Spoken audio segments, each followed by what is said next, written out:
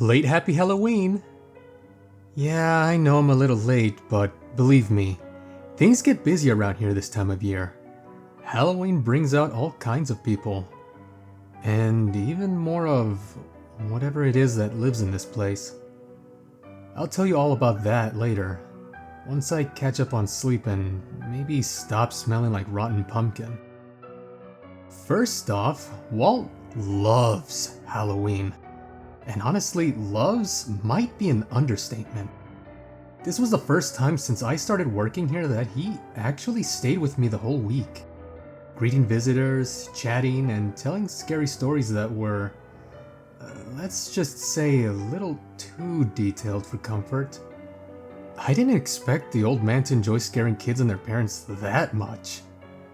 When I asked him about it, he just smiled and said he never got to celebrate Halloween back in the old country. I guess he's just making up for lost time now.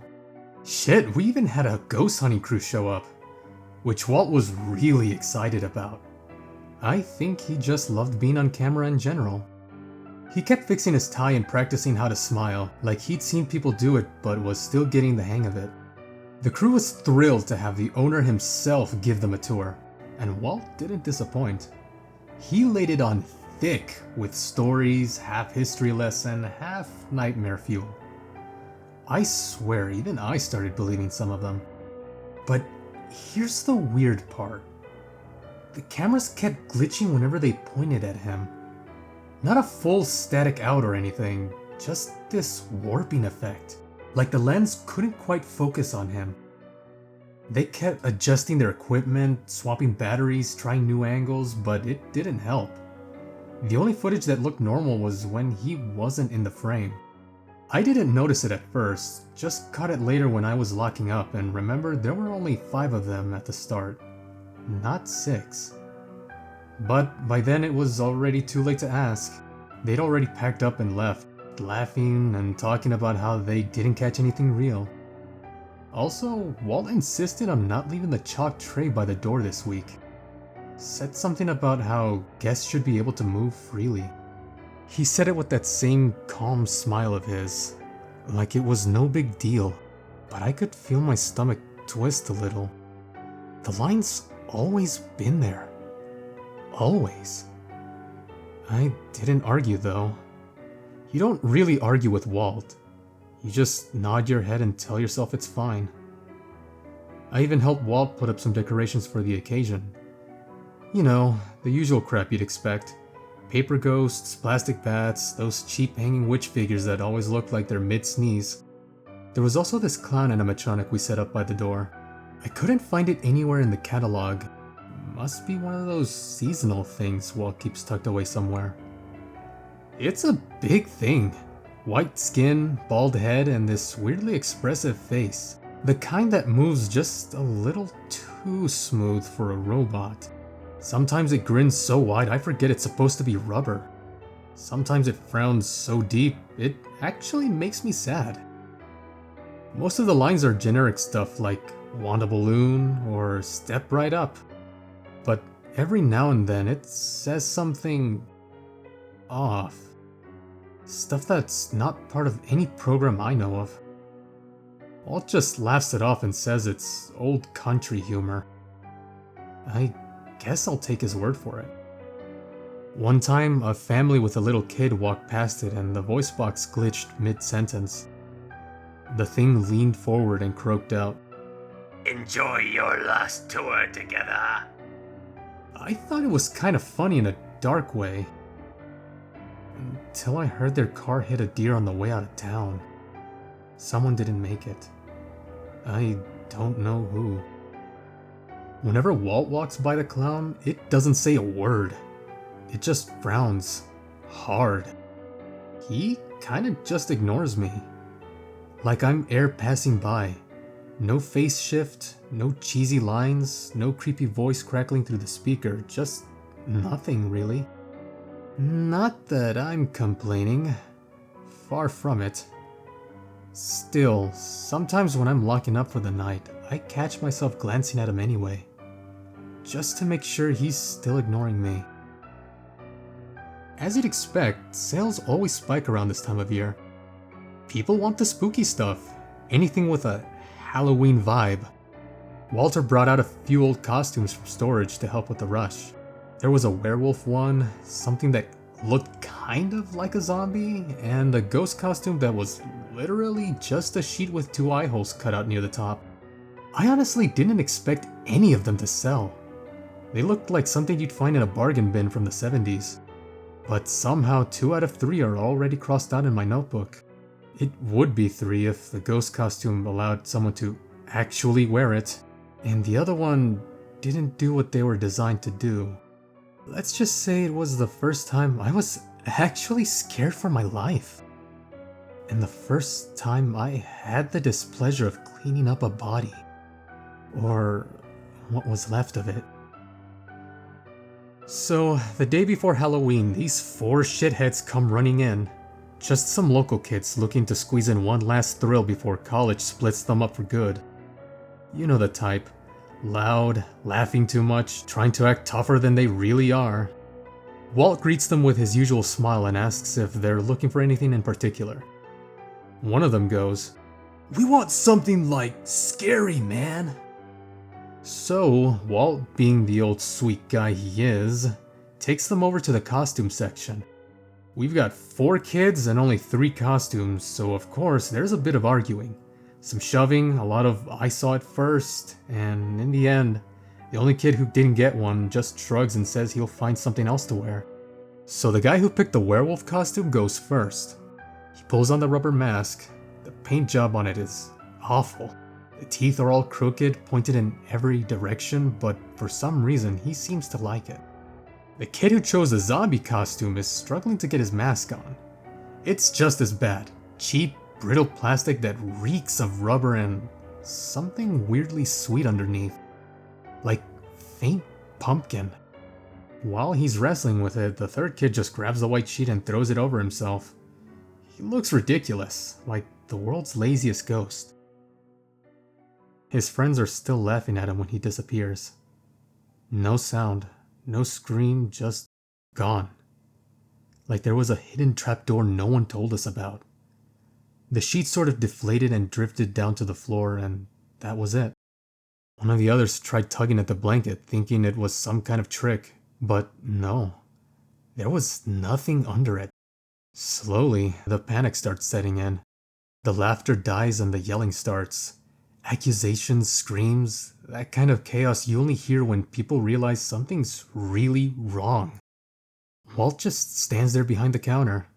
Calm as ever, that same polite smile plastered across his face like he's watching a show he's seen 100 times before. For a second, I thought the kid in the werewolf mask was going to swing at him. He actually does.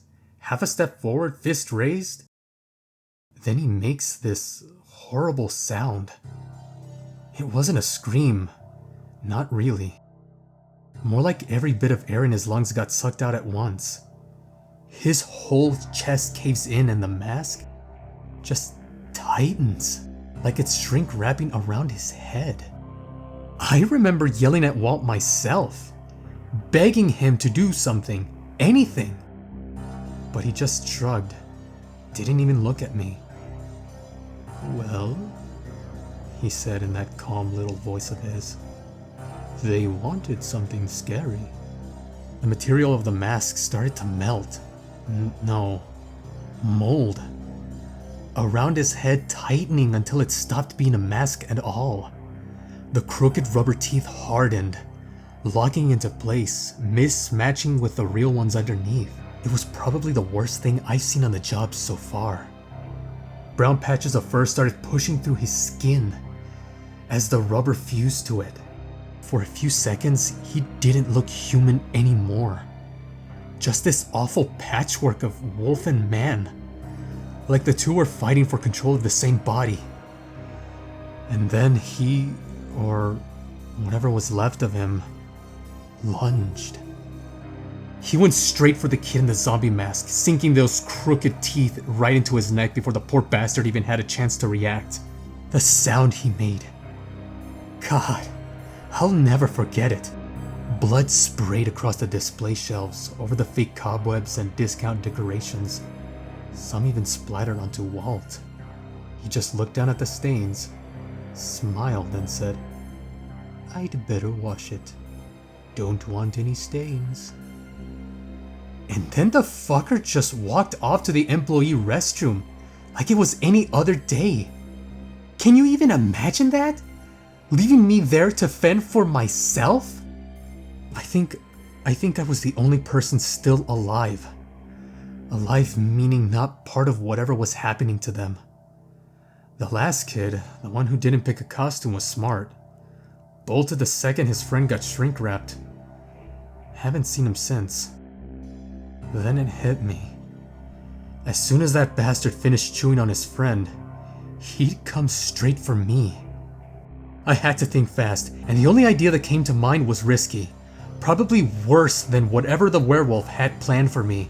But panic really doesn't leave room for good decisions. I bolted for the back room, straight toward the glass cabinet. Toward him. Gordon. I didn't care about safety regulations or common sense. I grabbed the case, yanked it off its stand, and smashed it against the floor. It shattered into a million sharp, glittering pieces. When I looked up, Gordon was already watching me. No pretending this time. No slow, lazy tracking of his eyes. He was locked on me. That dumb wax grin stretched from ear to ear. "Gordon," I said out loud, my voice shaking. "I'm about to do something very bad and very stupid. Please, for God's sake, don't hurt me." I wasn't sure how he worked exactly, whether he picked his targets at random or decided, but I didn't have a choice. I stripped off my shirt, hoping he had the decency to look away. He didn't. Then I wrapped the fabric around my hands and started scooping shards of glass from the floor, dumping them straight into that endless black hole of his mouth. And like he already understood what I meant, what I needed him to do, he started chewing faster than I'd ever seen before.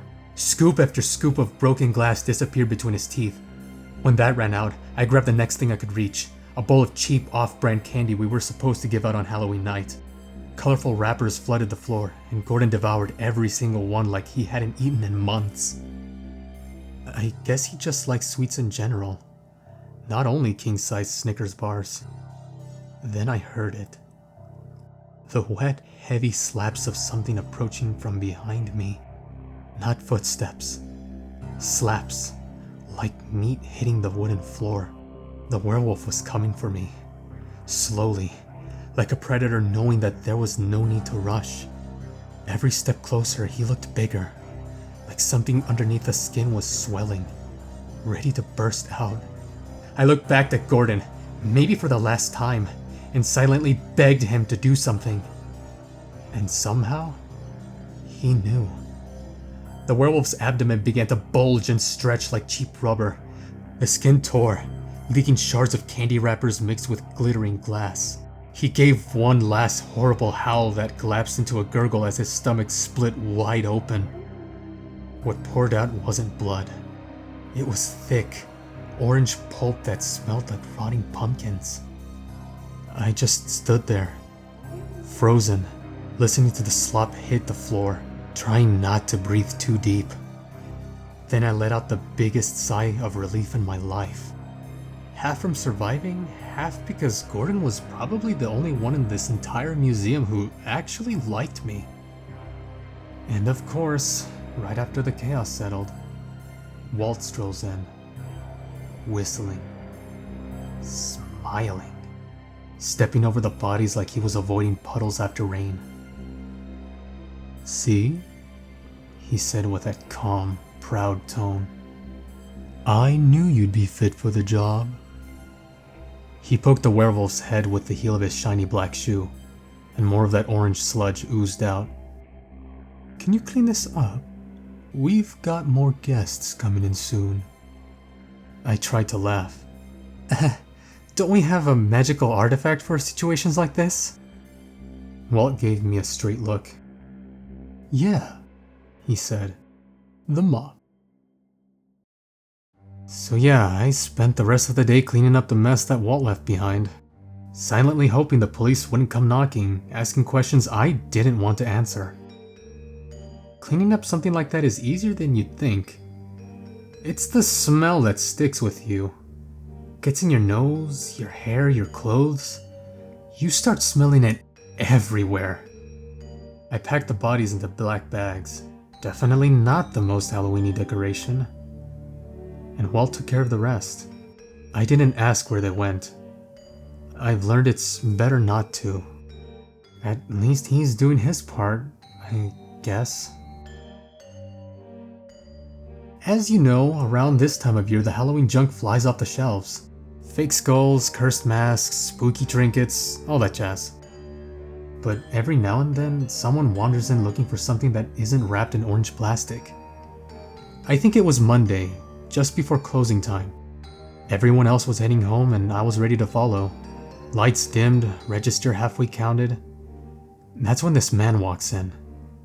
White guy, middle-aged, gray suit that probably cost more than my rent, but looks like he'd slept in it for a week. Black hair with gray streaks, dark circles deep enough to drown in. The kind of man who looks one bad day away from lying flat in a coffin. He looked lost, not just confused, but misplaced. Like he'd wandered into the wrong part of the world and hadn't realized it yet. He drifted between shelves, touching things he shouldn't, picking up items, feeling their weight, sending them down again with this hollow sort of care. Like each one reminded him of something he couldn't quite name. Before I could ask if he was looking for anything in particular, Walt appeared behind him, quietly, like he always does. I swear that man doesn't walk, he just arrives. "What are we looking for today?" Walt asked, his voice cracking that half-friendly, half-threatening tone he saves for customers who feel too heavy for the air. The man didn't turn around right away. When he did, his eyes looked glassy, his voice barely more than a croak. "Just browsing. Looking." Walt threw me a glance, a soft smile paired with a slow shake of his head. Then he turned back to the man. "I feel you've lost something," Walt said quietly. The man turned toward him, his expression distant, tired. He hesitated for a moment before nodding once. Maybe I have." Walt gave a slow, knowing smile and rested a hand on his shoulder. "You know, I'm an old man," he said, his voice low and calm. "I've lost my fair share of things too." He reached for a nearby shelf and pulled down a small red hardcover notebook. Its cover looked worn, but the pages inside gleamed white and new, untouched. Holding it up between them, Walt continued, "But this might help." The man eyed the book with wary skepticism. "What is it?" "Something simple," Walt said, passing it to him. "Write down whatever you've lost, and it'll find its way back to you." The man stared at the notebook for a long moment, before finally asking, his voice almost a whisper, "How much?" Walt's eyes drifted over the man's wrinkled suit until they stopped on the glint of a golden pen tucked neatly into his breast pocket. "How about that pen?" he asked, voice calm but deliberate. The man followed his gaze, sighed through his nose and pulled the pen out slowly. He turned it in his hand, the dim light catching on the worn engraving along its side. For a moment he just stared at it, like it meant something, then gave a small, resigned nod. "Take it," he said quietly. "I've got plenty more where that came from." Walt nodded, accepting the pen with that gentle, knowing smile of his. In return, he handed the red notebook back like it was part of some unspoken agreement. The man hesitated for a moment, his fingers brushing over the cover, then tucked it under his arm and turned toward the door. The bell above it gave a soft chime as he stepped out into the night, disappearing down the street, the crimson book pressed tight against his chest. The next day, I was just cleaning up, swiping dust off the shelves when the door to our museum opened. I looked in its direction to see the same man from yesterday. This time much happier, like a changed person with a wide smile on his face. The gleam in his eyes returning like he suddenly got younger by 20 years. Under his arm he was holding the red notebook. And under the other, the arm of a person walking next to him, what I assumed to be a woman. I couldn't tell much about the figure. She was buried under layers of clothing. A long black coat buttoned tight over her body, a deep hood pulled low over her face and wrapped in scarves upon scarves. Strands of pale blonde hair slipped out through the folds, tangled and dry, like they hadn't been brushed in years. She was wrapped up in warm clothes from head to toe, bundled up like she was preparing for a nuclear winter.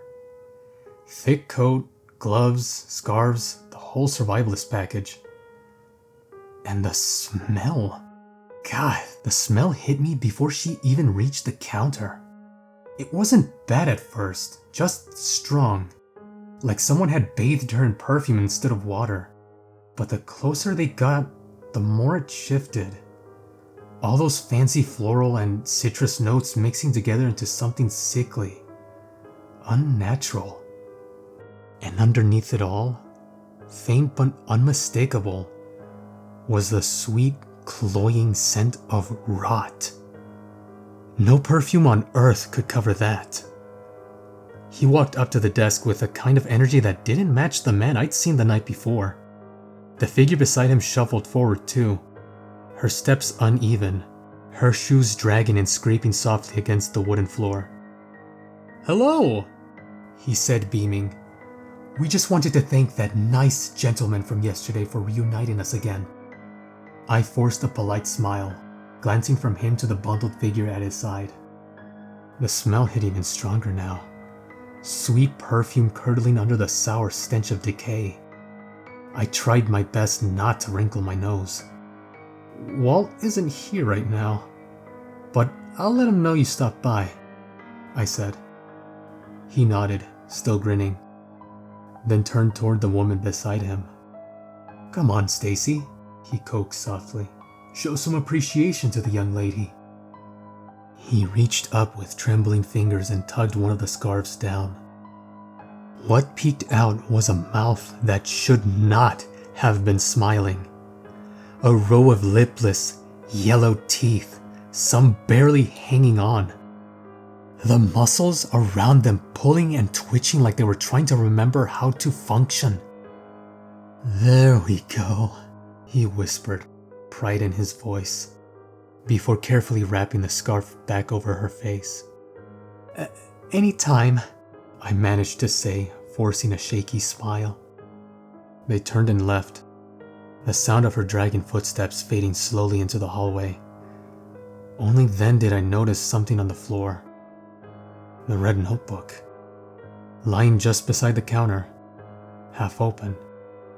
I picked it up carefully, staring down at the first page. Written in sharp, desperate handwriting were the words, "I want my wife back." He was one of the happiest customers I'd ever seen here.